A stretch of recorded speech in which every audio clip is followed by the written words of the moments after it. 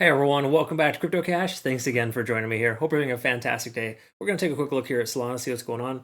Apologize for the video, of course, or the quality. Obviously, I'm not home right now, I'm traveling, so just trying to get through a few requests from my community. Quick little congrats to as well. Awesome trades here.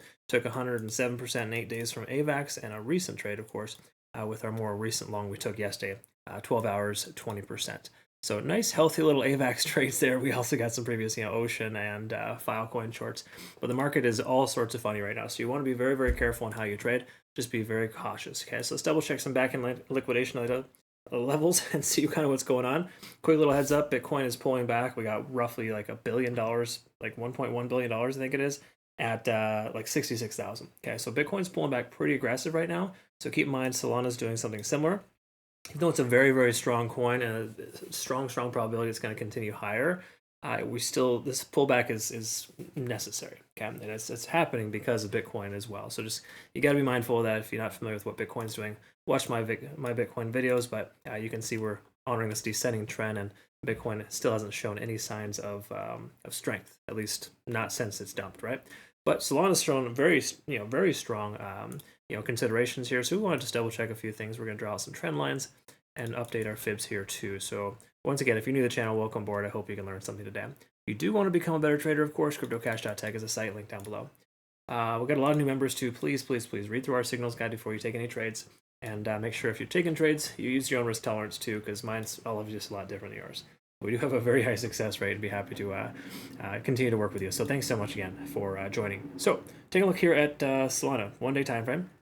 Let's quickly verify a couple things. We're never going to be, I wouldn't say never, it's inevitable, but we've been over the 20-day SMA forever, all right? And it's going to continue, basically just telling us we're very bullish on this coin.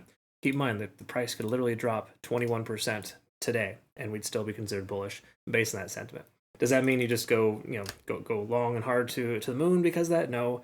We're seeing a pullback, and it makes sense. We're, 6 days into this continuation, and we're seeing a pretty massive gravestone type of doji candle. So that's not really a great sign in most cases. Either way, we are still plateaued at stochastic RSI here at 100.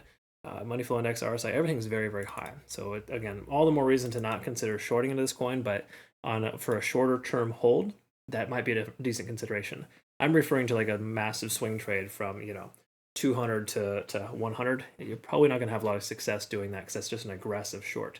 But you can find success on smaller time frames and hold the positions for shorter time frames and be okay, right? So let's see if we have any bearish signs here. So take a look at the MACD. Haven't fully diverged yet. That's normal. It's actually good in a sense because a lot of coins are extremely divergent right now. Taking a look here, of course, as well. Money flow index is closer to 50, RSI dropping to about 60, and of course, stochastic swinging down. These are generally bearish signs, but it's not like the sky is falling and we've shifted to a bearish sentiment. It's just that natural correction that occurs. We lose 50 on the RSI on the 4 hour. To me personally, that's kind of a shift of the momentum. And then also taking a look at the moving averages, we're still over the 20-day SMA. It's running concurrent with this ascending trend. There's really no reason to consider shorting this coin until we lose 175. I know it seems crazy to you too, because you're like, wait, we're at 185. Why don't I just short to 175? The truth is we don't know what's going to happen. And we also see this more recent high working as a new low potential at about 184. I mentioned this yesterday, that is a potential bouncing point for us. So we can kind of see that so far holding. Is it premature? Yes. But you got to keep in mind too, this weekend where Bitcoin dominance is increasing, the price of Bitcoin is dropping too. So Bitcoin dominance up, Bitcoin price goes down. That is a sea of red, folks. It's just a very natural thing. This is half the reason why I don't like trading weekends. Some people are like, they just joined. They're like, hey, where's the signals? Truth is, we got plenty of day trade signals. These are going both directions, but as you can see, we took like an ETH long, for example. That guy stopped out, but all of our shorts are hitting hard. Okay, so again, I'm not trading. My bot is trading all day, every day. But generally speaking, I prefer not to swing trade on weekends. Makes no sense to me. Okay, so that's why you don't see that. So don't think it's anything weird. It's just market conditions are not super favorable right now. Either way, Solana is one of the best coins out there, and look at what it's doing right now. It's pulling back somewhat harder than it should. But there's also a natural correction too. So I welcome these things because then it allows the price action to stay steady where it's supposed to. So let's quickly look at each mogul cloud and confirm that the lagging spans intersect on the price action, or soon to, right? So unless Solana can remove its head from its ass, mostly actually Bitcoin is the one of these to do that, then technically Solana is giving us a shift in momentum here, letting us know that you may want to consider taking profits on your long position. Okay, because again, we dropped below this level. This is that key level support I mentioned previously, at least on shorter time frames. The most recent high here, the hourly candlestick closure. I think we also wicked up there as well on the 4-hour. 184 is that tentative support. Okay, so it's not like a fantastic situation here by any stretch. And if you do look at this here, we could be hitting our ABC pattern too. We might be starting our ABC pattern as well. So I do think further downside makes sense, but do I want to short Solana? No. It's kind of a recipe for disaster in a lot of cases. And you'll have plenty of success, don't get wrong. Again, you watch it closely, you're probably going to be fine. I do think that 175 would be a likely retest. It just seems to make sense. But the truth is, we're still above the cloud. Conversion lines above the baseline. We don't have a lot of excuses minus this Elliott wave potentially playing out, as well as a lag and span intersecting with the price action.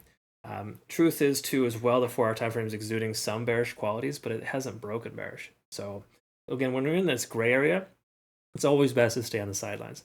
So if that is the case for you, hypothetically you want to consider long, then 174, 175 seems appropriate. Okay? Now, is the price going to hit that level and just bounce? Not necessarily, but that is a previous key level resistance we had from previous daily closes, and just generally speaking, it's an important level that we've noticed on Fibonacci as well.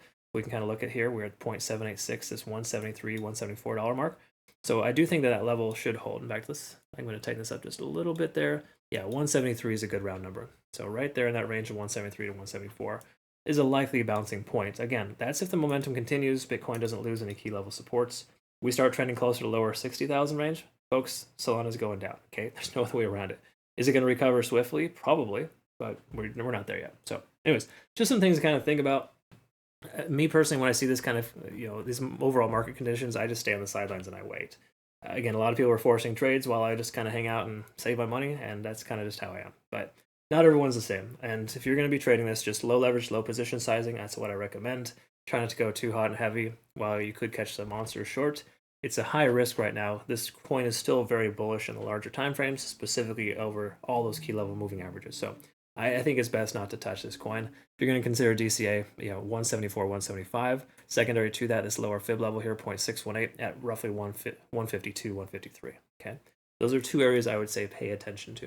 Is it a guarantee we're going to hit that? No, but really, all the more reason just to kind of stay on the sidelines and wait it out. Okay. All right, so that's kind of where we're at. Last but not least, make sure you check out Bitunix, phenomenal exchange, link down below. We do need 30 people to register. You just got to use my link to register for our trading competition starting up on the 28th. Okay. Other than that, there are no KYC, no VPN exchange. They're very awesome. We love them. Thank you so much, Bitunix, for an awesome opportunity. Hope you all have a great rest of your day too. Thank you so much for watching. Don't forget to like, subscribe, and follow. We'll see you the next one. Take care.